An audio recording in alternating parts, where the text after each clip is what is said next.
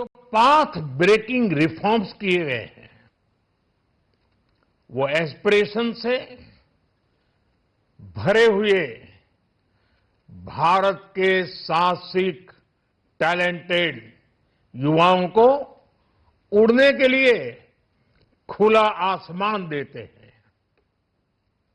ये budget trust based governance और human centric अर्थरचना के विजन को साकार करता है।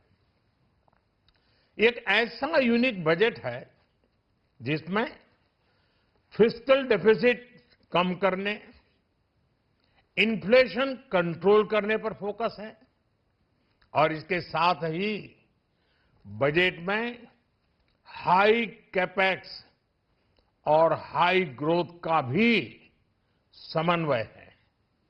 साथियों, ये बजट भारत की वैश्विक भूमिका को नए सिरे से सशक्त करता है। भारत के 140 करोड़ नागरिक फास्टेस्ट ग्रोइंग इकोनॉमी बनकर ही संतुष्ट नहीं है। हम जल्द से जल्द दुनिया की तीसरी सबसे बड़ी अर्थव्यवस्था बनना चाहते हैं। ये करोड़ों देशवासियों का संकल्प है। दुनिया के एक ट्रस्टेड डेमोक्रेटिक पार्टनर और ट्रस्टेड क्वालिटी सप्लायर के रूप में भारत की भूमिका लगातार बढ़ रही है।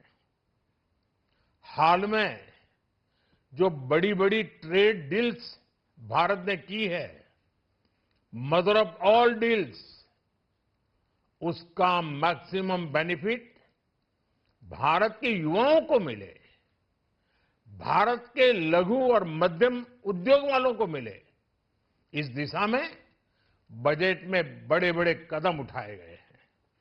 साथियों, इस बजट में मेक इन इंडिया और आत्मनिर्भर भारत अभियान को नई रफ्तार के लिए महत्वाकांक्षी रोड मैप प्रस्तुत किया गया है।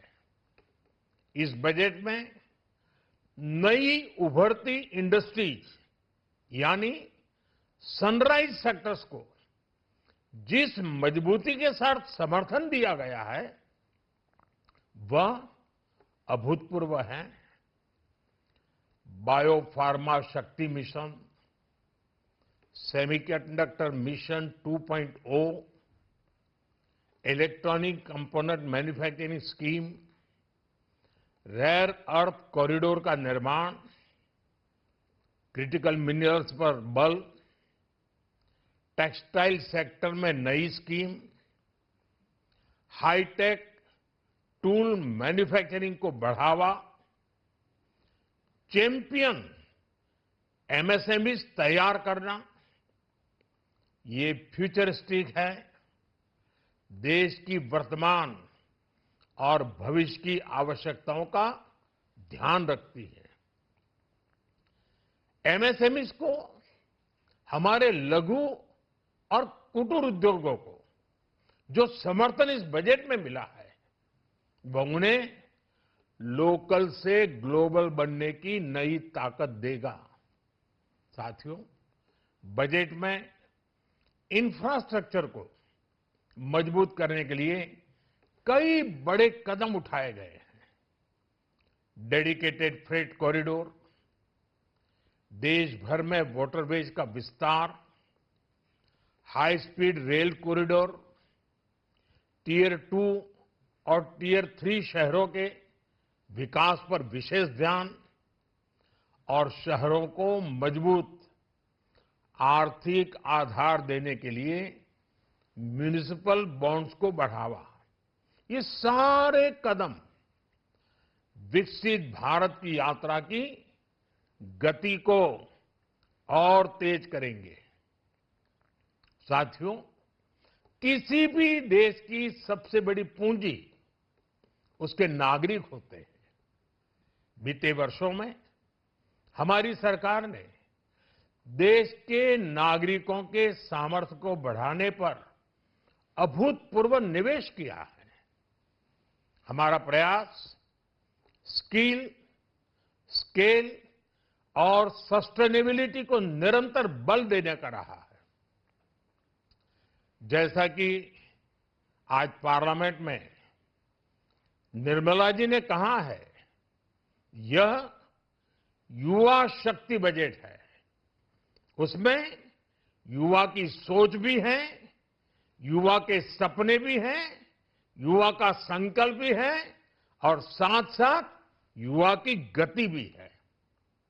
बजट में जो प्रावधान किए गए हैं, उससे अलग अलग सेक्टर्स में लीडर्स, इनोवेटर्स और क्रिएटर्स तैयार होंगे।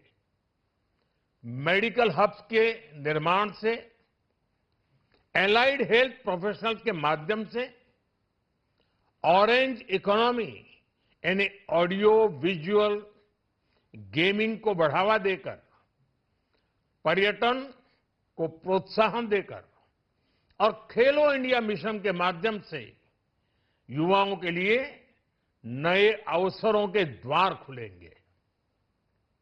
भारत को दुनिया का डेटा सेंटर हब बनाने के लिए टैक्स में बड़ी छूट की घोषणा भी की गई है।